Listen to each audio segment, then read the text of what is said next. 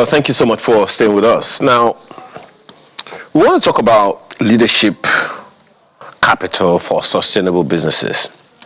Now, when we think about what sustains a business beyond products, profits, and even strategy, one of the factors quietly determining everything is capital, leadership capital. Now, leadership capital is the credibility, trust, and influence that leaders bring to the table. It's not just about titles or positions. It's about the reservoir of goodwill, of competence, and integrity that makes people willing to follow, to invest, and to stay committed. Now, in business, this capital is more valuable than financial capital because it fuels resilience. We spoke earlier about human capital development in Nigeria. We've also spoken about living standards that can buoy that leadership, the living standard of the people, but the capital of the human development capital of the people. But here's the challenge: leadership capital doesn't automatically appear. It begins with how leaders are recruited, how they are chosen. In many businesses, especially in Nigeria, leadership succession is often based on convenience, family ties, loyalties, politics, and all of that, rather than competence and vision. Maybe you see it as a challenge or not. We'll discuss that. Now, this is something that a number of people believe weakens the foundation of trust that businesses thrive on. Now, on the other hand, when businesses invest in building leadership capital by recruiting leaders who combine technical skills with integrity, my favorite word, and by holding them accountable, what they get is sustainability. Employees are motivated, investors feel secure, and the organization builds a reputation that outlives individual leaders. So simply put, sustainable businesses are those whose leaders don't just spend financial capital, but continually earn and invest in leadership capital. Is that all there is to it? That's one of the questions that our guest this morning will be answering. Mr. Linus Okorie is founder, Guardians of the Nation International. He joins us from our Abuja studio. Good morning, and thank you for joining us today. Good morning. I'm glad to be here today. Now, when we talk about leadership, the average Nigerian will go straight, their minds go straight to, and perhaps only, to government officials, our leaders, people who are in leadership positions. So, for you, what is leadership, and why does it matter? It will interest you to know that every human being who lives in the surface of the earth has the capacity to become a leader, but it's never position that makes anybody a leader. There has been misconception of leadership over the years, and I will recall that my mentor, Dr. Miles Monroe, has defined leadership in a very interesting way that will give us a clue to what leadership is all about. And he simply said that leadership is the ability to inspire, motivate, drive a group of people towards a particular direction via inspiration, not intimidation or manipulation. At the heart of that definition, it simply says is that a leader is somebody who has the capacity to influence, to inspire, to motivate a group of people towards a particular direction via inspiration, not intimidation or manipulation. Which means that a leader is somebody who first of all becomes influential as a result of who he has become. So the leader is compassionate, and then he begins to take care of other people's needs, serve other people's needs, add value to other people, and then in response to the person's leadership, the people are willing to follow, whether it is in business, whether it is in the family, whether it is in the professional workplace, whether it's in the civil service, whether it is in a bank, whether it's in a real estate company.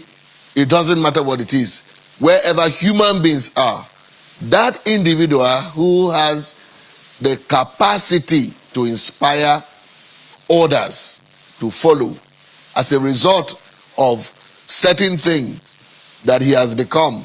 So he has become compassionate, he has integrity and honor. They trust him as a result of who he has become. So the moment people start following as a result of that, that person begins to become such an influential figure and a leader. And so no position of authority gives anybody the opportunity to become a leader in that sense. In fact, if you become a leader and then you are in position of authority, it accentuates your leadership to another level. It gives you the opportunity to inspire, change the lives of people like never before. So now, when you put all of that together, then you are not talking about leadership. So leadership is personal first before it can become institutional. Interesting perspective to it. I also like the fact that the point you made when you say that everyone has the capacity or potential to be a leader. Whether or not they become that leader, that's another thing altogether. But let's talk about how we recruit leaders. And I'm saying how we recruit leaders in the context of what you're discussing. Because sometimes it's in the only proof of my efficiency is a piece of paper that I submit. Okay, I have done this before, I have done that before. No one will legislate my character. No one will legislate my integrity. No one will legislate some other things like that, some other of those values and virtues on a piece of paper. So in the recruitment process, how does that help in what you call organizational transformation and business growth? So it will interest you to know that when leaders are about to be recruited, some people focus on the technical skills alone. So they focus on how many PhD the person has got, the person is a professor of this, the person has several degrees, or all of that. They are very important also, but they are not actually the foundation of selecting leaders. When you are selecting leaders, there are competencies that are important. The first competence you want to look at is the vision level of the individual, the ability of the individual to be able to see the bigger picture. See long term versus short term. When people think short term, they think in the immediate sense, not delayed gratification. Delayed gratification is long term thinking. And so, does this individual has capacity to think big about possibilities? So if this individual is given leadership position as head of department, he thinks beyond the now. He can change things, or she can change things as well. Is this individual courageous? Is this individual innovative? Does this individual have the capacity to work with other people, work with difficult people? Is he patient to work with difficult people? Does he have the capacity to work with people who don't even have sense? All those kind of things. So does he have the capacity to work with other people? Is important. Does this individual want to give leadership position? Can we trust him? Does he have enough integrity to be trusted? Specifically, is he compassionate, or is this individual compassionate? So compassion, if you look at all of those metrics, the totality of those metrics is what you call leadership capital. And those metrics must be at least 60% over 100.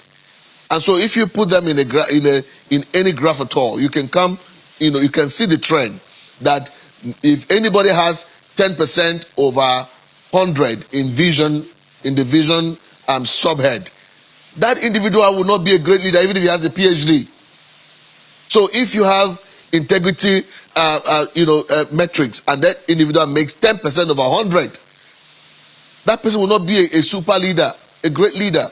So if most transformational leaders that have emerged, they are people with, at least 70% of 100 in vision pursuit. They have strong vision capacity. So in organizations today, if any organization must make progress, the quality of the mindset of those who make decisions on behalf of that particular organization, must be sound, must be something that is above 70% in terms of thinking big, in terms of thinking possibilities, in terms of thinking long term, in terms of thinking innovation, again, in terms of Mr. Okorie, let's add value to the community. Again, Mr. Okorie, I will ask, with these issues that you're talking about, these values you're talking about, how do we legislate them? Is there an integritometer? Is there a wisdometer? So I don't even know if I can. Those are the questions that I'm asking, because at the point of recruitment, how do we determine that?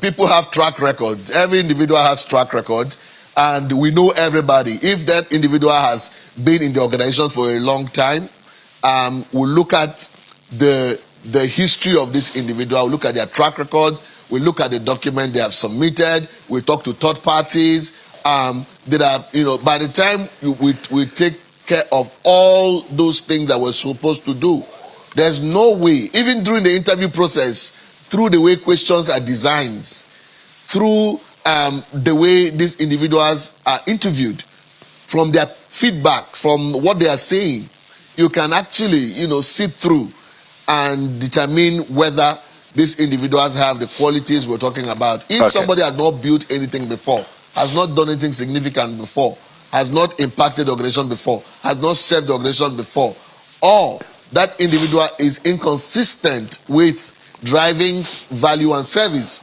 how do you give this individual the opportunity to lead? So that is why it's important. I want to know, if I want to recruit a leader, I want to know, first thing first, how many books, for instance, on leadership have you read for the past 5 years?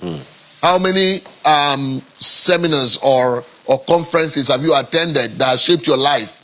And the quality of those things that you have added in your life can be a plus. That's why a person that you have met for the last 5 years, if you meet the person after 5 years and the person has not grown in the quality of his mind, in the leadership language, he opens his mouth, his content is still shallow, then the person has not grown. So anybody who is not willing to learn cannot lead. So I guess leadership is about reinvention. Yeah. Leadership is about learning. Leadership is about growth. And anybody who is not willing to say I know nothing cannot lead. I guess that's the background of the National Leadership Conference you're talking about, because the theme, transforming minds, inspiring results, is quite telling. Again, those are not things that you easily find at the bottom line. You won't find those transformed minds in the bottom line, but you'll find the effects of the transformation of the minds in the bottom line. Isn't that the focus? Yes, absolutely. And that's why, like I said, those days, Socrates, Aristotle were men of knowledge, but they went around town saying, I know nothing, I know nothing. So if you are a CEO of a company, you run a company, you have senior management, you are running a business, and you are interested to get your people or get yourself reinvented, you want to be able to be in a room that can change the game. The room where learning system has been set up deliberately and intentionally to help equip leaders on how they can reinvent themselves, on how they can shaping their mindset, on how they will be able to recreate their mindset and innovate their way through growth and prosperity, especially in the 21st century. So that's why the National Leadership Conference is being organized and is taking place at the Transcorp Hilton Hotel in Abuja on the 5th and 6th of September 2025. The core reason is the fact that we are bringing some of the best minds from around the world and bringing people like Okorie, who is trending now in executive leadership, to Nigeria. I mean, paying thousands of dollars for him to come in here and inspire people for results. You have people like Golani. You have people like Professor Patrick Lumumba of Kenya, who is going to interrogate certain leadership practices in organizational development. And you're going to have, powerful speakers, like even the head of UNDP in Nigeria and the head of EU in Nigeria. I mean, all of these individuals, also, of course, have European Union partnering with us to make it happen, and UNDP as well. All of these individuals are going to be in the room. Over 30 speakers in panels, in different sessions, closed door sessions. It's going to be a session of interrogating what you really know about leadership and how what you know about leadership can actually help you grow your brand, grow your leadership, competencies, and help your organization to make more profit. And if it is government institutions, that are participating, senior leaders participating, would help those institutions to reinvent themselves, reinvent their teams, and position the organizations to perform the mandate of the agency, the mandate of the ministry, as the case may be. So it is a life transforming moment. If you're a real estate owner, you own a hotel, you own a hospital, you own whatever business, you're a professional, you're a lawyer, or you are seeking to be promoted in your office. Don't wait for government to send you for training. This is an opportunity for you to lock yourself in that room and say, you know what, I know nothing. I want to network with all those who are hungry for knowledge, all those who have come from far and near to sit in the room and learn to be different. This is the kind of program, if it is running in America today, we will travel to America, pay a lot of our bills, pay business class ticket, and a lot of thousands of dollars to go and take a course that we should have taken in Nigeria in the first place. So that saves us a lot of money. With 500,000 naira for an ordinary ticket and 1 million for a VVIP ticket, you can have access to this room. You can register and participate with the top members of your team, and at the end of the day, you will see the difference, because strategic thinking will be thought in the room like never before. Mind leadership will be thought in the room like never before. Innovation in the 21st century must be thought like never before. It is a room that nobody that is hungry for knowledge will like to miss. Whether you are a vice chancellor for a university or you're head of a technical institution in Nigeria, it doesn't matter. This is a place where you can get your principal officers to come in and learn like never before. The best thing that will happen to this country this year. Well, I see that you have a website. That's nlc.africa. That is the website. Is that correct? Yes, nlc.africa. And then, those who would like to participate, on the screen there, I'm setting that the number is on the screen where you can send your a text message and say, my name is this. This is my name. I want to send members of my team to participate. Send us a text only, a WhatsApp or a text only. The number you can send that is very clear. It is 08157919770. The number again is 08157919770. Or you visit the website, nlc.africa, and just connect to what is happening at the leadership conference. You need to register your team from all over Nigeria, anywhere you are in the world. And those of you who want to participate virtually, anywhere in the world, you can also participate virtually and connect with us virtually. The numbers are on the screen. Please, don't miss the numbers. They are on the screen, so that you give yourself an opportunity to advance your leadership capital. The number again, for the last time, is 08157919770. And we only would accept text messages, WhatsApp messages, and you say, my name is this is what I do for a living, or this is what my company does. we would like to nominate 5 members of our team, 10 members of our team. We would like, or I want to participate as a head of my family, or I want to nominate my wife to participate in this, or I run a family business. I want my sons or my daughters to participate. This is the type of thing that we're looking at that can change the pace, the way you run your life, the way you run your business, and the way you run your organization. It is transforming. You can't miss it completely. And there's another element that is going to be very interesting. I mean, the other side of President Olusegun Obasanjo, the entrepreneurial leadership side of President Olusegun Obasanjo, he will be having a fire chat with leaders where they will ask him questions on ideas, how ideas thrive, and how ideas can be converted from ideas to business enterprise and to making the big difference. You cannot just miss it. Okay. Now, one other question that comes to mind here, Mr. Okorie, is this theme and this conference, how does it relate to Nigeria's current economic realities?